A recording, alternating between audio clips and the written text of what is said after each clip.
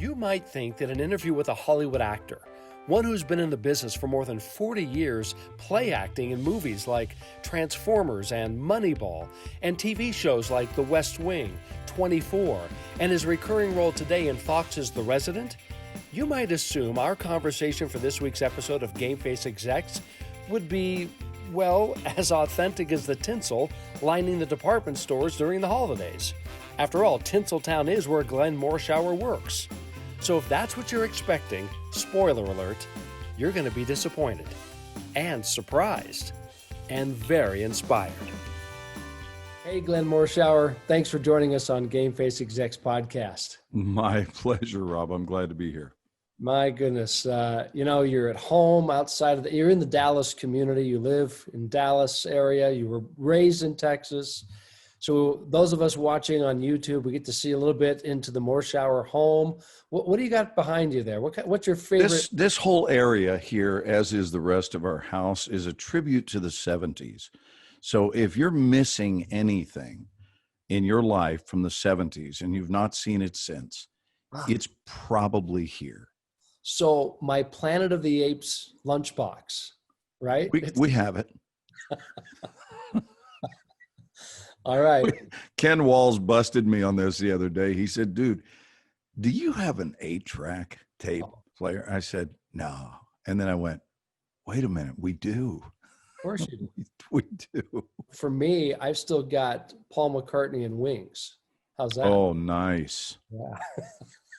Does it play? No, I just use it to prop up that corner of the desk that wobbles.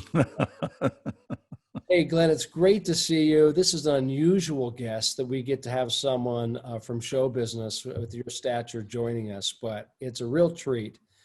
And as you know, we do the Game Face Execs podcast both through audio and video. And those watching on YouTube have the luxury of being able to see you as we talk. But I have to ask you something. You've said in the past to me that you cherish eye contact. I do. I'm giving you eye contact right now, even though it may not look like it. I'm looking right down the barrel. I feel it. So what is it about eye contact that you cherish so much, Mr. Morshower? First of all, that Mr. garbage is completely unnecessary. It's wasted on me. And now I play a lot of characters who get referred to as Mr., and I've had quite a career playing authority figures, but it's just always Glenn. To answer your question, eye contact is everything for me because that's where people can't lie, especially to the perceptive. So I listen to two things. I listen to one thing and watch the other. I watch people's eyes because I'm looking for what's going on behind them. It's actually a show business expression when they say, someone says, why is it I find that actor so intriguing? And they'll ask a casting director or a producer. And they say, it's because of what he's got going on behind the eyes. Mm. And I get it, because that's where the truth, and that's where the facade disappears. When you look deep into someone's eyes, there's no more smoke and mirrors. There's no more facade. There's no more posturing. There's only the truth. Another thing that is a tell, we'll call it a tell, that telegraphs information and informs us as to what's really going on, which is all I care about. I only care about what's really going on with people. I wrote a chapter about this once called The Presentational Self, which is my experience has shown me, and I'm only here, doing this interview with you to express opinions, and I don't label them the truth for the world, but they're certainly the truth for me. And the truths that I hold to be true are ones that have been tested, and they've held up under scrutiny and inspection. It's something that's a magnificent absolute about truth in general, Rob, is that truth doesn't mind being inspected because it has nothing to hide. So it holds up really, really well under inspection. People who speak the truth hold up really well, not so surprisingly, under inspection as well. And when people are lying, they tend to break down under scrutiny or close inspection. The other reason that or in coinciding or in the sidecar of eye contact is tonality. That's the other home of truth, is you listen to someone's tonality. So if you say, "How are you?" and they say, "I'm fine," the word said one thing. It said you're fine, but the tone told the truth. And when you hear someone go, "I'm fine," I usually will go, "No, you're not." And it always gets a smile because it's calling them on, why did you feel the need to disguise or hide who you were? It's okay if you're not feeling fine. It's okay. It's okay to have an off chapter. It's okay to have an off day or an off hour or an off week. If you start getting into month-long periods of time where things seem to be off, probably time to take a close look at that and see what it's going to take to inspire you to get life back on track. But no, eye contact is everything, and my business requires it. I mean, it's a skill set. I think it's of even greater importance in our personal lives. But I've learned to take what was always important to me in my personal life and turn it into a big career advantage to know how to look people in the eye. And I'll add one other thing to it. When you're barking orders, there's an additional film trick called do so minus blinking. So if I decided to do it, I could sit here and talk with you for the next 10 minutes and not blink one time. I've timed myself, and it's not even difficult to do. Some people find it just the thought of not blinking, after 20 seconds, they're madly blinking. And this is just side information, but it's interesting that when you're playing authority figures, if you blink during one of your admonishments, you lose your power. It weakens the character. So, yeah, I think eye contact is huge. And if people are afraid to do it, there's a really good chance that they're hiding something. There's something they don't want you to see. So they'll look up briefly, but then they turn away. And if they can look unashamedly right at you and hold eye contact for an undetermined period of time, I'm able to tell that there's a really good chance they don't have anything that they need to hide.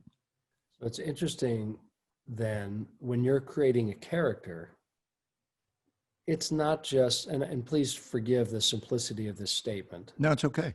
But it's not just the words on a script that you're considering. Oh, gosh, no. Right? You're considering the comportment of the individual. Obviously, you do a whole character exposition about their background. Even if there's nothing in the script about their background, you develop that, obviously. Right. All the way through their wardrobe, their mannerisms, the way their gait of their walk, their gestures. Their educational level, their speech patterns. And the way they look at people. I mean, literally. Or don't. Yes. Glenn, speaking of the 70s and eye contact, as you were describing that, there was one movie character that I think of that was famous for having a hard time making eye contact. That was Talia Shire's character in Rocky. In Rocky.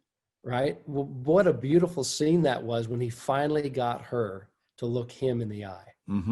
Very memorable scene for me. I don't know why, but I'm thinking about that as you're describing the importance of being able to make eye contact. I want to add another word to this discussion, which is it is an indicator of how present someone is. Someone can take emotional roll call, and you'll know that the person who is looking at you when you're talking is present, front and center. There's none of this, "Hey, Rob, what's going on? I mean, I'm over here and I'm not, I see you over there." I mean, so what kind of relationship is that? And texting. I was going to say, what if you're doing this?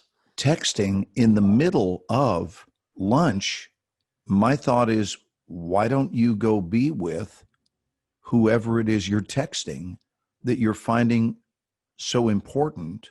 And this is generational. I mean, we're seeing a lot of this nowadays, and it's not even new. It's been going on for the last several years, however long texting has been popular.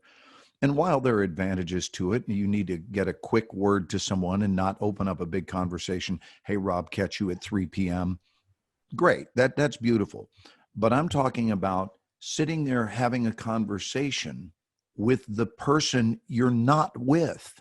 And what's interesting is I've done my research, and what I have found to be so is that the people who do this, if you were to insist that they go be with whoever they're texting or whomever they're texting, do you know that when they get with them, the cycle repeats itself?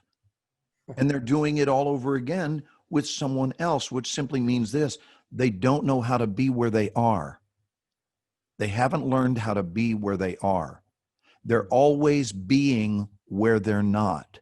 Now, if that's not a great life teaching, I don't know what is. To simply learn how to be where you are. Don't spend time hanging out where you're not. You'll never be effective that way. And you'll have a lifetime of marginal relationships at best, because you were never present with the ones you were with. You remember that song growing up? Love the one you're with. Love the one you're with. Do do do do do do do do. You don't have to sing the whole thing, Glenn, please. I was just going to give you a couple of bars. We're good. We're good. I've never been cut off while doing karaoke. We get it, Morshower. You can stop at any time. It'll be fine. You know what, Glenn, I have that problem. I have that problem that... Which problem? Not karaoke, by the way. I'm very good at that. I have the problem of when I'm somewhere, I'm thinking about where I'm not, right? So if I'm sitting with family members, and I'm making a public confession here, I hope they don't watch this episode. Yeah. When I'm with family members, I think about where I'm not. I'm not at my desk right now getting that task done, or I'm not, talking to that friend or that business associate or whatever. And so I know that I've got that problem, that it's a weakness. I don't want to beat myself up too much. I don't think it's, I don't think that it's destroying my relationships, but it's my challenge. It's a challenge I've always got to work on, is being present. And I don't know why that is. I don't know if it's because, as an entrepreneur, I've always had kind of the glass is half empty mentality, because no one else is going to fill it for me. I've always, and you you're an entrepreneur. You've been essentially self-employed for 40 plus years. Right. As a professional actor. But I want to make the audience aware of something. I'm sorry I'm speaking, but I want to make them aware of something. Why would you be sorry you're speaking? I love it. I actually had a question for you. Well, they're listening today because they want to hear you, not me. Well, can I at least ask this one question of you? Roll them. Which is there ever a place where you go where you don't feel that? So, for example, if instead of being with your family or whomever, but you decided you were having thoughts of being in your office. I'm going based on your words. Mm-hmm. When you go to the office, where are you wishing you were? Or where are you thinking you're not? Is there ever a place where you land and go, I'm entirely here. Wow, this feels good. I'm not thinking about being anywhere else.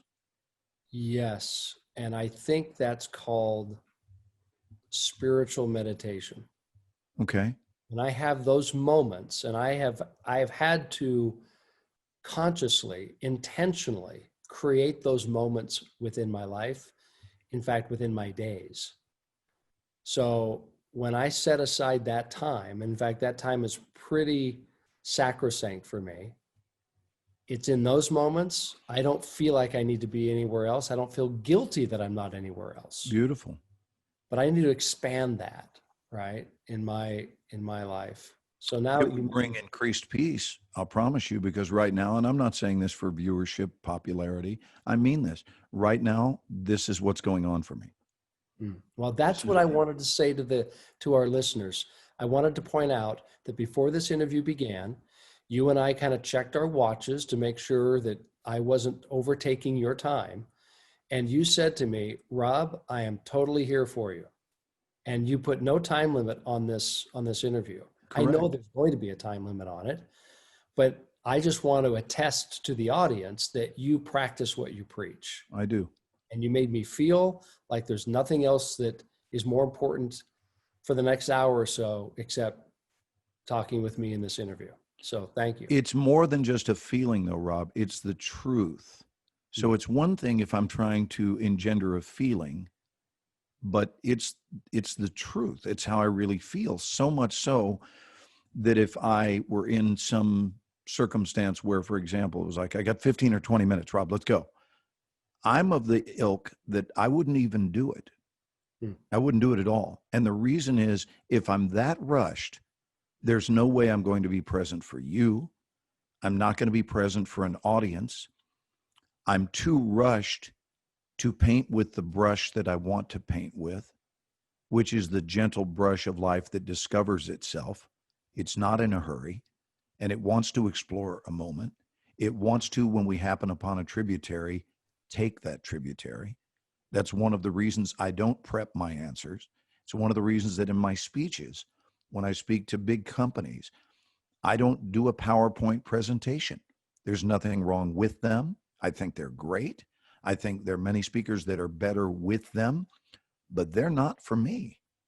They're not for me because by committing to form, which clearly that's form, I wind up blocking all of the intuitions that come up spontaneously that want to be expressed. Now, here's what's key. I trust them implicitly. So if I get a whisper from above, that whisper is not there for me to just hear it. That whisper is there for me to act upon it. And I've had so many people that will come up to me afterward and say, I was so moved by your speech. I mean, how long did it take you to create that? And the answer is a lifetime, because it's based on trust, which I've had my whole life. All I know is I take the stage and I will know what to say now, and I will know what to say next. And it will be revealed unto me. It's not a plan. I'm not going to take them here first and then massage that area over here, and that will ready them to hear this. I just feel, and I not only feel my truth, but I feel their truth, which I think might even be the bigger gift, is when you can step in front of an audience and just take a good old-fashioned whiff. Just and breathe in what's going on in the room. Every room has needs. Every room has collective consciousness. Averaged out, everyone's contribution divided by the number of people present equals the consciousness of the room. We can average it out.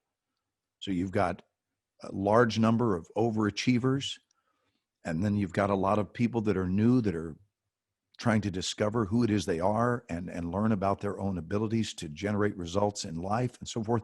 And you average it out. And the room, and it may sound woo-woo, and I genuinely don't care.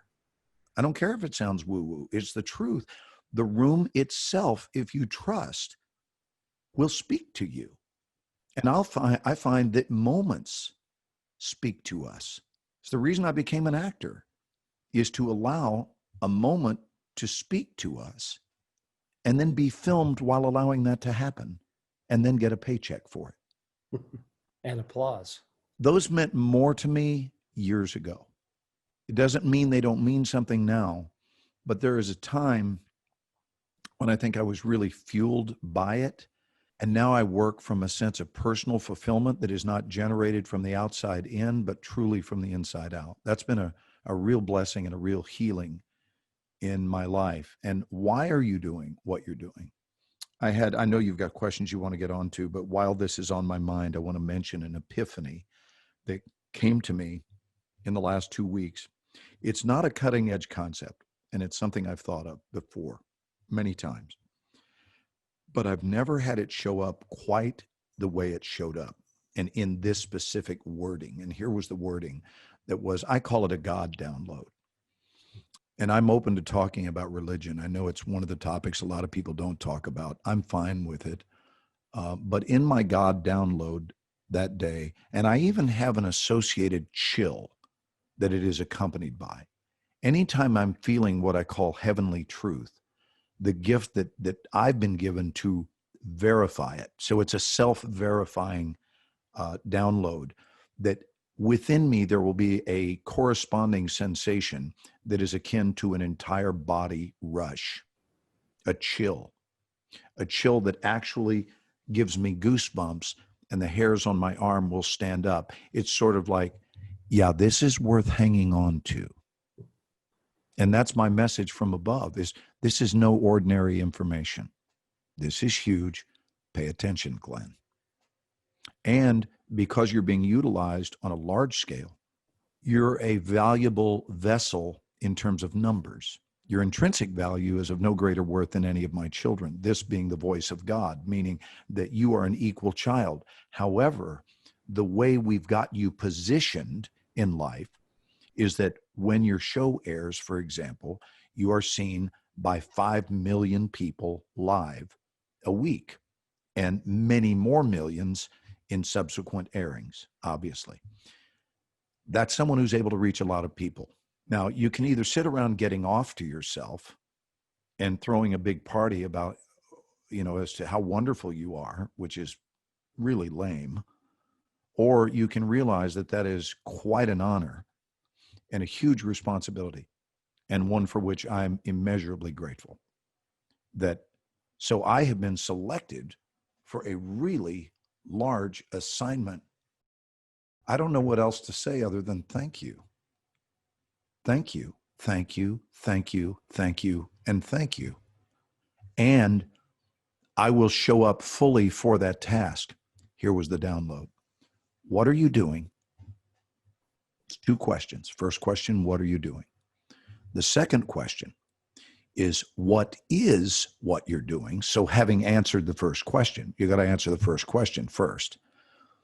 Question 2 is, what is what you're doing keeping you from doing? And it's life-changing. And I've shared it with a number of people recently. And as I said, it's not a cutting-edge concept, but I've never heard it worded that way. It's very succinct, almost impossible to not understand. It's easy to grasp that here's what I'm doing. And while I might even like it or love it even, is my commitment to its continuation, to continuing to do it, what is it keeping me from doing? Or what is it keeping me from discovering? Are there greater versions of the light within me that could be expressing themselves if I wasn't so committed to staying in the thing I'm in, doing what I'm doing? What is it blocking? I know what it's giving me, but there's a condition. I know you're familiar with the condition known as velvet handcuffs. So all of a sudden, you're handcuffed to your own comfort. And the problem, it feels good. You don't really feel like you're its prisoner until you take a greater look, a deeper dive into what would actually be available to you if you had enough backbone to unlock the velvet handcuffs and say, I am not a comfort seeker. I'm a cutting edge spirit that is signed up and suited up for the fullest expression of everything God intended it to be. And years ago, when I was 18 years old, I vowed that I am suited up and showing up for the assignment of being me to the fullest extent available. I prayed that prayer word for word when I was 18 years old. I'm not bragging, but I will tell you straight up, I don't know a lot of 18-year-olds that are that much on course with purpose in their step. And I was. The only difference between me and 18 is I have a lot less hair. But my verbiage unchanged since those years. So I was always a man on a mission, and I understood that there was a huge gift being given us, all of us, called life, but somehow it seemed, and I'm giving people the benefit of the doubt by saying it seemed, Rob, it seemed that I was clearer on the bigness of that than most people I ever talked with. That life was enough, life itself was enough of a reason and a justification to throw a huge party. What happened? Did you get a raise? No, I just remembered how cool this system is that we live and operate and have our beingness within. That's cause for a party. That stuff gets me teared up. It's not a performance. It's authentic. I am jacked up about this dance called life. And it puzzles me endlessly why that spirit is not more present in our world. And it's not. And because it's not, there is an internal mandate that says, then you got work to do, brother. You got work to do, because you are here to help others discover their own light. You're here to help people remember who it is they are, who and what it is they are. And that all these things that they refer to as challenges, they're a friggin' joke in the mind of God. They don't, we have a saying in the South called, it amounts to the significance of a pimple on a gnat's ass. Meaning it's small, baby. You done got yourself worked up about something that's tiny. And all you have to do is stop and remember that you outswam 500 million sperm in order to get here in the first place. And that was your first act. You really think that was an accident? Or is there a chance that that was a gift from our Creator to start your life adventure with some real crystal clear instruction as to who it is you are, what it is you are, and what it is you're capable of? Do you get it? I don't mean you, Rob. I'm saying from above, a voice saying, do you get it now? Do you get that you're not weak? Do you get that all of this is available to you the moment you fully grasp who it is and what it is you are? And then you'll quit swimming in the kiddie pool in the town of Complainerville about everything that's wrong with life. You'll get out of the kiddie pool and go, what was I thinking? But there's an exercise that I would highly recommend for your audience. And that is to visit your death day. Really visit it. Go to, using God's most underused gift, which is the gift of imagination, because we don't push the envelope of using it. So we use it for basically a lot of minor tasks. And, the imagination goes, okay, thank you. But just so you know, I could be serving you in a much greater capacity. I'm channeling the voice of the imagination.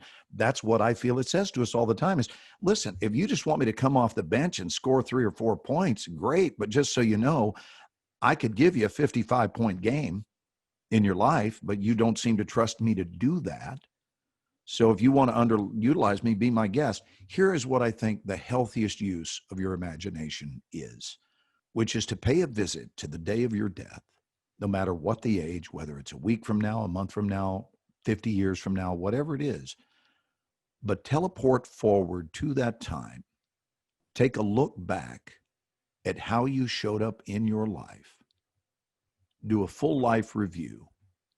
And now you're done, because you've actually died in your mind. And go back and look, could you have done it any differently? We all know the answer to that. Could you have done it better? Could you have lived with greater intention? Could you have increased the level of love in your life? Could you have helped more people? Could you have spent more time in the remembrance of this beautiful dance you were in the middle of? Could you have been more encouraging? Could you? And the answer is yes, yes, yes, yes, yes, yes, and yes. Well, then I tell you what. Why don't you go back now and do it? My whole life has been devoted to living my second life during my first life. My whole life. I don't have memories that preceded that approach. My whole life, I've been blessed with the understanding that you actually have to die first in order to live well, and that it's a mental exercise. You have to go to the time when you're not here and you can't do anything about the fact that you're not here, or that you're going to be leaving in 45 seconds. You have 45 seconds worth of heartbeats left, and they're going to end. And you won't be able to do anything about that. But now we're going to grant you a stay of execution and we're going to send you back. And I'm going to ask you this question. Having gone through all of that, really, I don't mean just thinking about it, but if that were really the case, do you think there's an excellent chance that when you got back, you might just do it better? You bet. You bet is the obvious answer. I've asked that question for so many years. I've never had anyone hear that and go, no, I'm pretty sure I'd screw it up even worse. I've never heard that. And so we're not fully plugged in.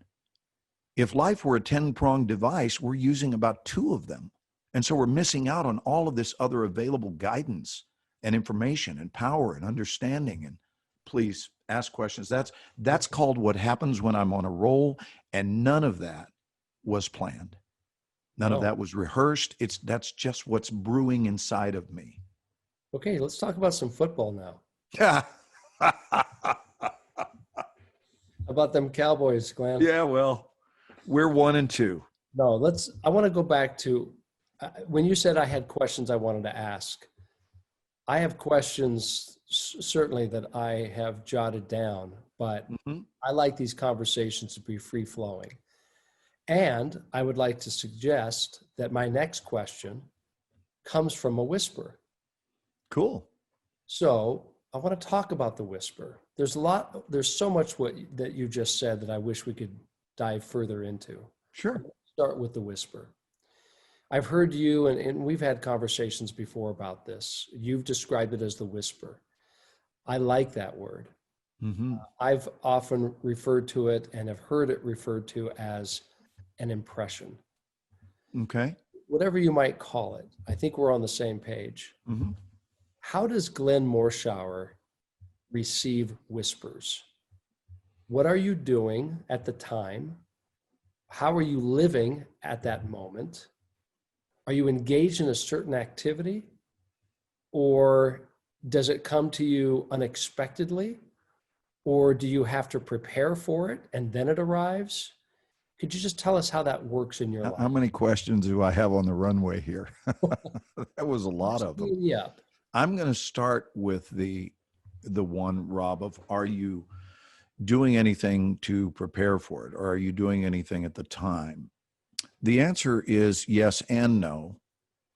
The no part is that whispers occur anywhere and everywhere. And my favorite expression to clarify that, where it won't need any more discussion, is including on the toilet.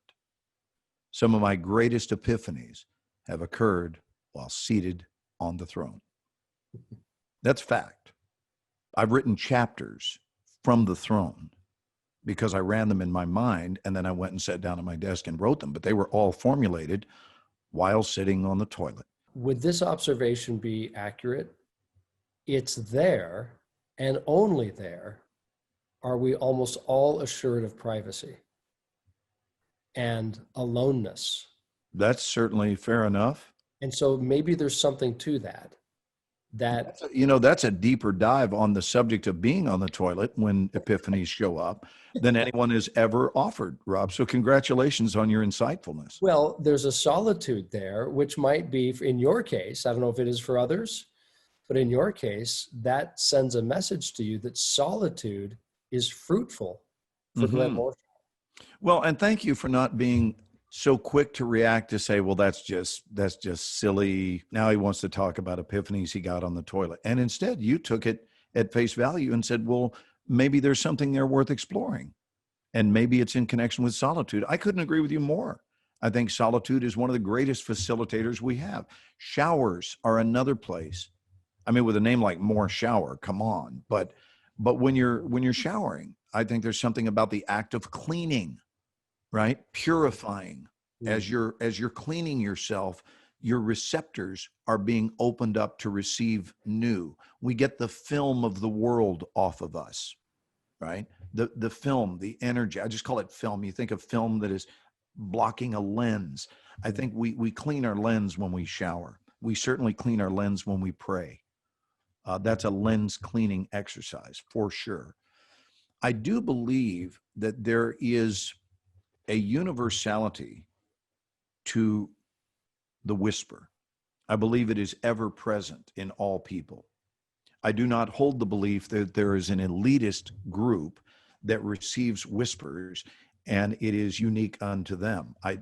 That to me is an arrogant spiritual belief, my opinion. And it's What? also a disregard for the human race, Yes. saying that I'm at the top of the pedestal. Yes, it is elitist to the nth degree, and it's just not even accurate. So, what I do think is accurate, that maybe runs on an adjacent track, is that we declare our candidacy for the degree of whispers that we receive. The frequency is increased by volunteering. So when we volunteer ourselves to be receptors, we are treated differently. Everyone has whispers. So now, are you an acknowledger? Because that's step one. Are you someone who completely minimizes its significance? Or do you say, no, that's interesting. I'm going to consider this. What I'm being moved to feel right now is interesting. Or are you in the top group, which is the action taker? Or are you someone who is a vetoer? And a vetoer is someone, I even have the two most common. I've done a lot of work in this area to determine the common reasons why people veto their whispers. So they're given an internal directive. That to me is what a whisper is. It is not audible, but it might as well be, because it is every bit as loud in our internal universe as "attention Kmart shoppers." I mean, it's you can't not hear it. So we all hear it, but maybe we've been schooled to think of it as nonsense or no big deal, or that was just a weird thought. No, it wasn't a weird thought. It came from the depths of you, and it wasn't accidentally there. Our soul knows what's up. I really grasp that it knows what's up. There are parts of us that are infinitely wise, but are we being guided by those parts? So here are the reasons they veto. The vetoers of the world, who veto their own whispers, their own sacred leadership, because one, it doesn't make any sense, meaning you might get something from the nonlinear side of the tracks. So you can't make immediate sense of it, but for some reason, you're being told to go to Kansas this week, Topeka specifically. Would you immediately start trying to find reasons to campaign for the word no? Or would you simply go to Topeka? I'm one of the small group who would promptly go to Topeka without questioning it. And I'm not saying this, again, for your listeners. I'm telling you this as my bud. If nobody were watching this, I'm the odd duck that would go to Topeka. And here's why. I fully grasp that things would be revealed to me in Topeka that will not be until I follow the whisper's instructions. That's one. Reason two is that they base their adherence to the whisper on convenience. If it's convenient, sure, I'll do it. But if it asks some extra of me in terms of time, in terms of commitment, in terms of money, whatever it is, and if it's going to be inconvenient for me on any of those levels, the answer is no. And here's what I hear from above. The above is saying, really? That's too bad. Because what you were unwilling to give of your time, of your energy, and of your money, had you just done that and not doubted it, you'd have been given back 10 or more times what your investment was. So again, what am I doing? And what is what I'm doing keeping me from doing? So if you're holding back because you don't want to invest that, what are you blocking by trying to hold back? You're holding on to your time, you're holding on to your money and all that, when if you had followed your directive, you would have seen, my God, I will never distrust my whispers again, because they know what's up. It's the ultimate trusted friend. That's my experience.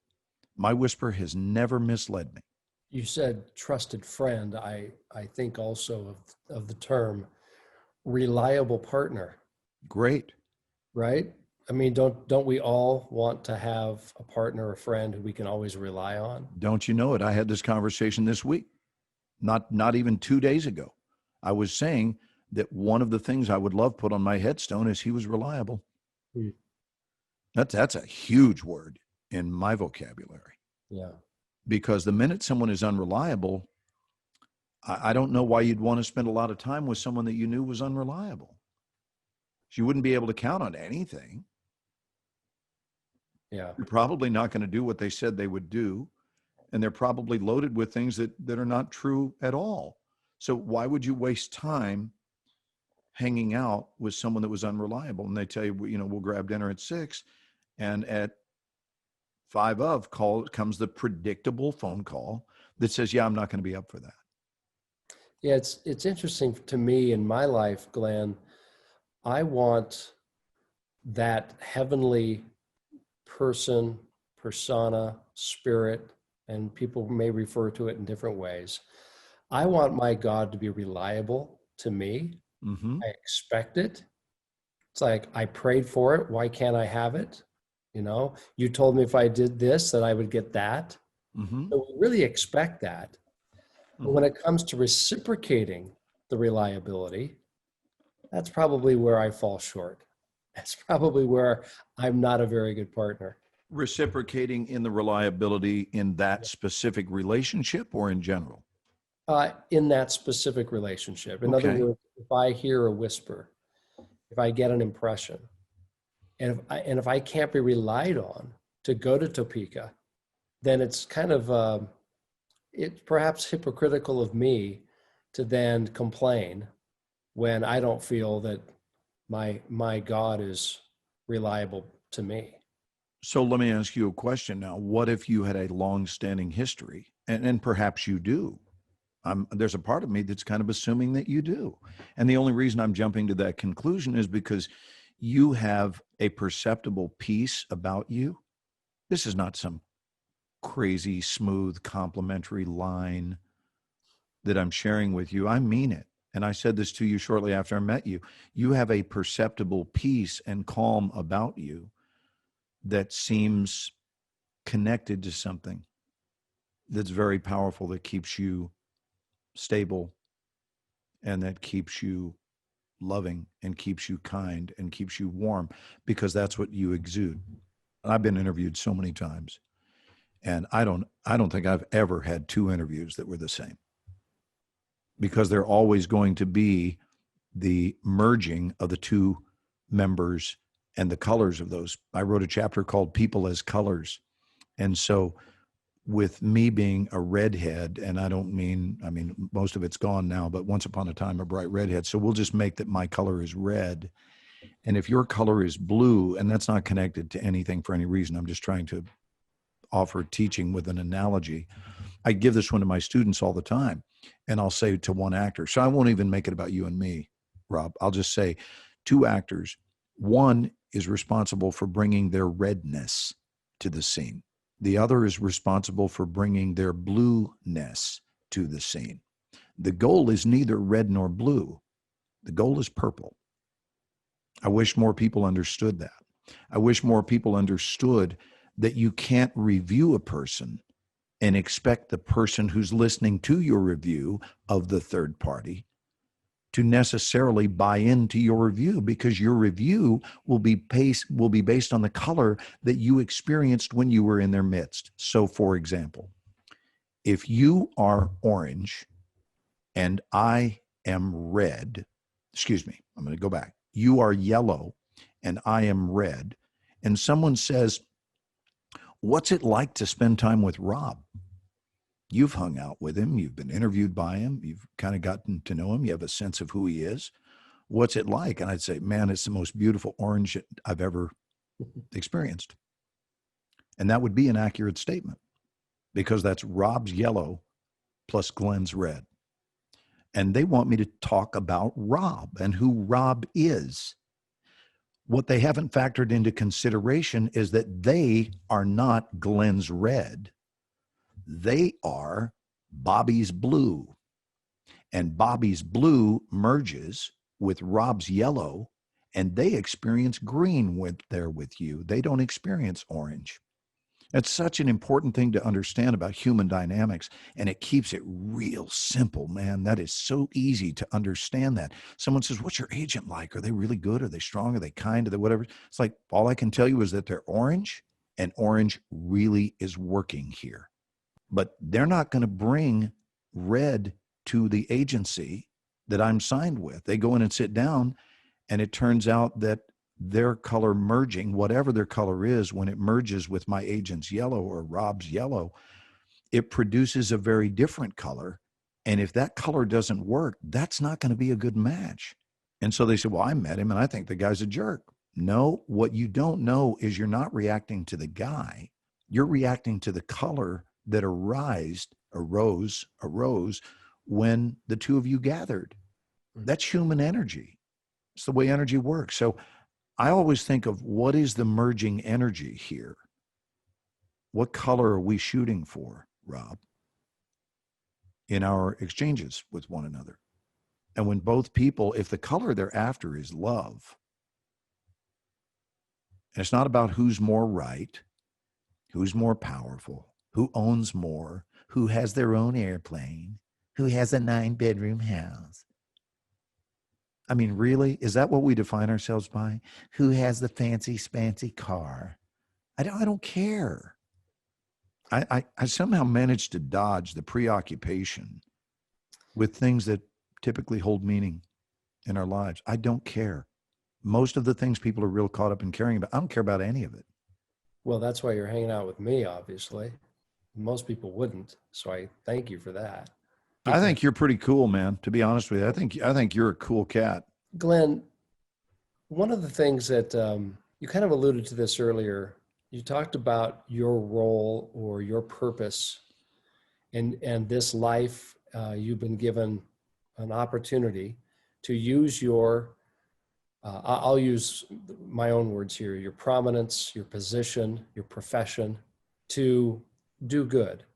And the question I have for you is, there are thousands of people in your profession who have a prominent role. They're cultural icons, they're celebrities, who seem to, at least from the outsider's point of view, which I want to represent the outsider right now.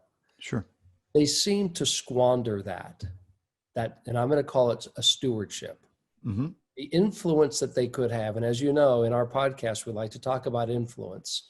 We like to talk about inspiration and the ability to persuade, hopefully for good. It seems like so many of your contemporaries, I'd even call them your colleagues, and people in my industry, my core industry, I should say, of sports, I put them in the same boat, that they have this wonderful opportunity to use their platform, to use their reach. And I don't think they're getting the most out of it. Meanwhile, there could be that little old lady on the corner house who is a saint, but her universe is so small. She has so little opportunity to create influence beyond maybe the neighbor over the fence and the little boy that mows her lawn. What do you make of that? I love that you're even mindful of that in the first place. And I think the answer is, you make the most of what you have, where and when you have it. So whether you're having it at 14, 44, or 84, I guess the difference when you have it earlier is that you can devise a plan whereby you create a wider net for yourself. You're casting a wider net. That was always important to me. It was important to me to reach people well, first and foremost, to reach them well, and the extent of which is yet to be determined, but I'm going to position myself such that it can be far-reaching, because I stand for truth and I stand for love. Why would I want a ceiling, especially a self-imposed ceiling on that? But I think that if you've got drive, you're going to have to go ahead and say yes to it fairly early on in life so that you can begin expanding your options. But if you didn't do that, let's say this is just now becoming very important to you all of a sudden, and it's way, way later in life. then do what you can where you are. And maybe it's that, and again, I mean every word I'm saying. It's not being said because it's picturesque and it would be the correct thing to say. It's what I'm really feeling, which is that be nice to the crossing guard. Be nice to your postal carrier. Be nice to the people at the grocery store and be kind and be encouraging. And maybe you're running in a very small circle. Great. Great. Run in that circle well. I was standing on a grave this week. Went to visit my stepfather's grave with my mom and with my wife. And then we went across the way to visit some other family members' graves. And on the ground, there was a wasp. This was just a couple of days ago. It was last Friday. And I looked down and I realized how many people I've known. I don't hang with any of them currently, but over the years, who would have felt that somehow it was their job and or right to stomp on it. And it was there in the grass. It wasn't flying around. And it was really just enjoying itself. Walking around, wasn't injured, just exploring the grass. I'll get back to flying, but right now I'm checking out the grass. And I intentionally did something as an exercise for myself, which is that I put my foot at an angle above it to remind myself how we're always at choice. And then I pulled it back, and Carolyn was watching. She knew what I was doing. I said, I want to show you a pose that many people would take in this moment, because this would be their level of engagement. And I put my foot right over it, and I said, but look at what's getting ready to not happen. And my heart and my connection with this living thing are the reason it won't happen. And I pulled my foot back. And I looked at him and I said, hey, bud. And I reached down with a little stick that was there and got up under its legs and lifted it up. And he was just crawling on the stick. And I had my moment with him. And then I set him back down and went on about my day. And he went on about his day. But we had contact. And that goes back to eye contact. So yes, even with a wasp, be still, notice it. It's here to be noticed. I don't have anything else going on. The only place I am in the world right now is standing here over this grave. And there you are. Hi. And that's what's given me the profession that I have, is to stop and just say, hi. You know how much better our world would be if people would just stop and go, hi. And not just, hey, man. Hey, and because you're still not there. It's just something you do. But if you stop and go, hi, how many problems would be eliminated? How much disease would be eliminated? Because we would have so much wellness moving through us all and so much light anointing us all by just making eye contact and saying hi. And what the hi includes is, I see you there. And I know that you too have challenges like I do, like we all do. This is my chance to remind you that we're rowing this lifeboat together. And I don't care if you're a human, a squirrel, a wasp. Hi. I see you there. And then what happens, Rob, my experience has been, while that could seem so inconsequential to some, here's what I want to prove is so. If I've got a big corporate meeting, let's say I'm going into Warner Brothers for a series regular role on a new show that's going to be on ABC television. If I have had that kind of quality encounter, which I have many of a day, do you know that I enter the room differently? I don't think that surprises you. There's no part of me that believes that's a cutting edge concept to you. It's the truth. I walk in differently at Warner Brothers. Why? Because my life's already full. I'm already happy. There's a condition in metaphysics called the already made up mind. And I have some really good things that my mind is made up about. And one of them is that things work out for me. My mind is made up about that. It's been that way for 61 years. Why would I expect it to change? So I don't have to panic if things get a little rough for a while, because I understand that things work out for me. It's the nature of them. If we get into some whitewater rafting, the metaphorical equivalent of that in life, that's fine. Why? Because things work out for me. So in the midst of the white water, the difficulty, the challenges, I'm the guy in the boat that's going to turn to you and go, hi. It's huge. So when you visit a room like that with that consciousness that went and respected a wasp and said, go live your life, dude. Go live your life. It was nice to have 2 minutes to observe you. Now you go in and they can tell your wellness is not hinged on their series. You're not desperate. You're the opposite of that. And what's great is it's not the goal. What's great is the byproduct of it is peace and wellness and love and enoughness, and they can't get enough of it. And they don't always even know what it was, but you leave the room and they go, we have to have that. Somebody make a phone call. Somebody make a phone call and book that. They're not even booking you. They think they're booking you. They think they're booking your name. They think they're booking your face. They're not. They're booking an energy that somehow calls them home. It calls them into the remembrance of who it is they are. That's what I teach. I've been a teacher for 36 years. I teach what people think is going to be an acting workshop. And then they visit it and realize it's split right down the middle. And that we prioritize wellness first. Then we get into the acting coaching. A very lengthy explanation. But appreciated. Thanks, buddy. So let me ask you as we begin to wrap up. Wind down. Yeah.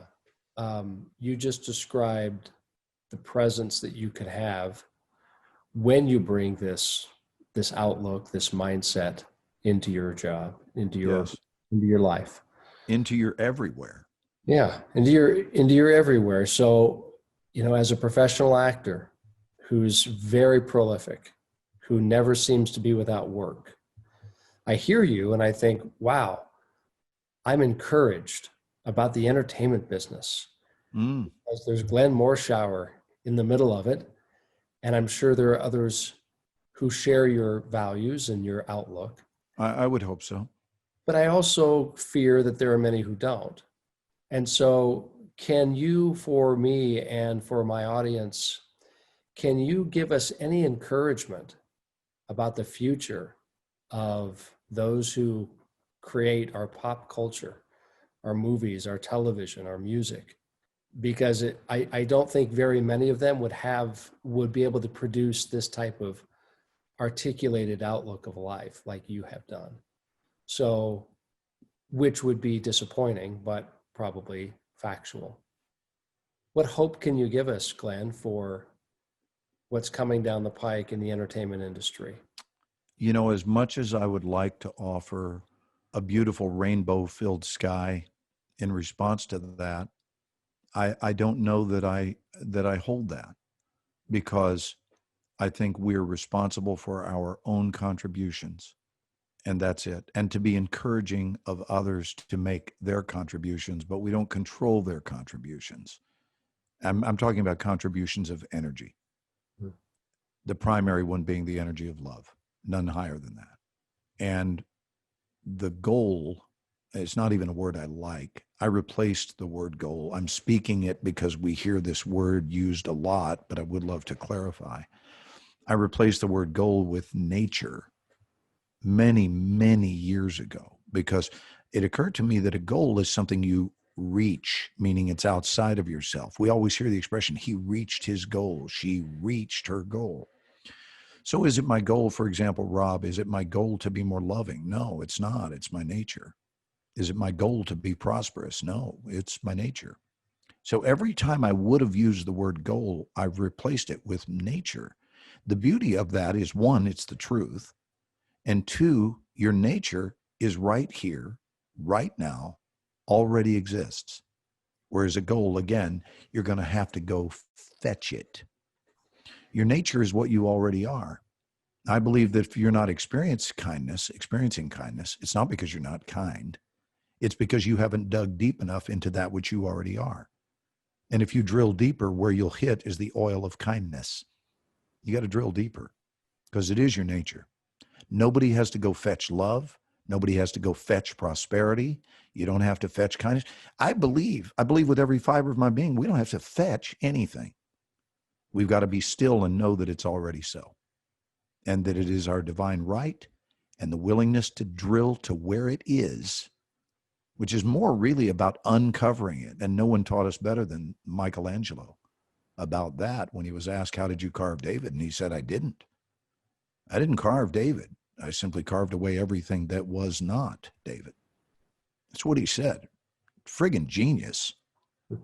One of the wisest things that's ever been said, because he was basically, I honestly don't even know if Michelangelo knew how brilliant that statement was, because he was saying, whatever you dream of exists within the marble called you. Why don't you do this? Why don't you just get everything else that isn't that out of its way?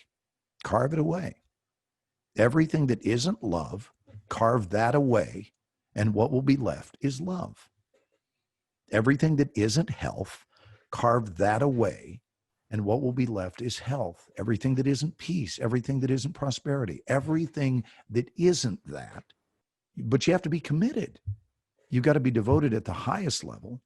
And unfortunately, this is why I don't predict a rainbow. I don't know that that holds true for humankind. I think most people want to dream about being well, but they don't want to do the work. They're waiting for Ryan Seacrest to show up on their front porch and hand them their perfect life that is one doorbell away. So they don't want to do the work, but they do want to talk about doing the work. They will go to personal development weekends, spend loads of money hearing about how wonderful life is and how great it can be for you, man, for you. And then they go home with all the materials they've purchased. And a year later, not my statistic, I've heard this said, that 75% of materials purchased during such weekends are still in their plastic wrap a year later. And they have a nickname for these things. They're not called self-help. They're called shelf help, because that's where they sit. So I don't have a hopeful forecast. I have a personal hopeful forecast for the individual, which means for the individual, your dream life is readily available. It's a decision away. That's all it is. It's right here, and it's awaiting your decision. And what follows the decision is the commitment, and then you will have done your part. Do you know, we are both men of faith. Do you know that the most important vision I have in my life, Rob, is not someone handing me a gold trophy called an Oscar. That doesn't even make my top 50. Not even top 5. Top 50, it's not there. But number one, unequivocally, is that I would stand before God on the day of my departure from earth, and God would smile and say, that's what I had in mind, kid. And that never goes away. That vision is present in my life every day of my life. And frankly, it's what keeps my life in line. And it's what gives me those dashboard lights, alarms, if you will, that let us know when we're out of bounds. When I'm getting ready to make a decision or participate in an activity that is incongruent with my highest good, thank God for dashboard lights, because they go off and the simple, gentle voice is, Glenn, not for you, not for you. And there's another voice from God that says, I also, by the way, don't care about popularity. Don't be misled by popularity. You have been given an internal mandate system that is pure and it's clear. Don't base the decisions you make on whether or not it's popular to make it. And I don't. And I haven't my whole life. People can line up in droves for the new thing, the new way. I don't care. I check in and see if it's true. Is it true for me? And the thing that I am committed to more than anything, and it seems to help any person I've ever shared this with, is that there is nothing of greater importance in our lives, nothing, than personal peace. So in a discussion I was having last night with a friend, I said, there's a simple litmus test for me in terms of what I will and won't do. Does this encourage my sense of personal peace, or does it disrupt it? And if it disrupts it, the answer is no. Period. I don't care about the money. I don't care about the image. I don't care. Because if I lose that, I've lost it all. That's my all. My everything, Rob, is my sense of personal peace. You can take my helicopter that I don't own, my plane that I don't own, my 10-bedroom house that I don't own, take it all away, and even in the future, take it away. But don't take away my personal peace, because I've lost everything if I lose that. That keeps me in line in a crazy business called show. And I wish more people came from that place of love and understanding, because then all of this division and even what's going on in our nation politically, and I know we're done. This is the end of the interview, so I won't open up that can of worms, but I'm very sad about it. I'm admitting to you, I'm so sad about the division that we don't have this centralized party called the Party of Unity, where both sides grab hands and say, we've got bigger fish to fry and more important ways to spend our time than arguing over who's the most right. We've got stuff to do, and right now our sense of personal peace is at risk in this country and in this world. Why aren't we doing something about that other than fighting? Divided we fall, united we stand. So I love you, brother, and we're in early stages of friendship, but I'm grateful that you let me come here and spill the beans of my soul. I appreciate that, and my soul appreciates that. Thank you, Glenn. Love you too, and thanks for your influence. You're a powerful persuader, and thanks for inspiring us today. So even through Zoom, how about a fist bump right there, babe? You got it, baby. All right. Thank you. And everyone watch Glenn Morshower movies and television shows. You'll love them. We'll be back on The Resident next season. Fantastic. We'll see you on TV. Thanks, buddy. Thanks for being a part of this episode of Game Face Execs. If you found any of it useful or helpful, please rate or like and subscribe to our YouTube channel. I always appreciate you referring us to others as well. I'll see you next week. Until then, persuade, influence, inspire.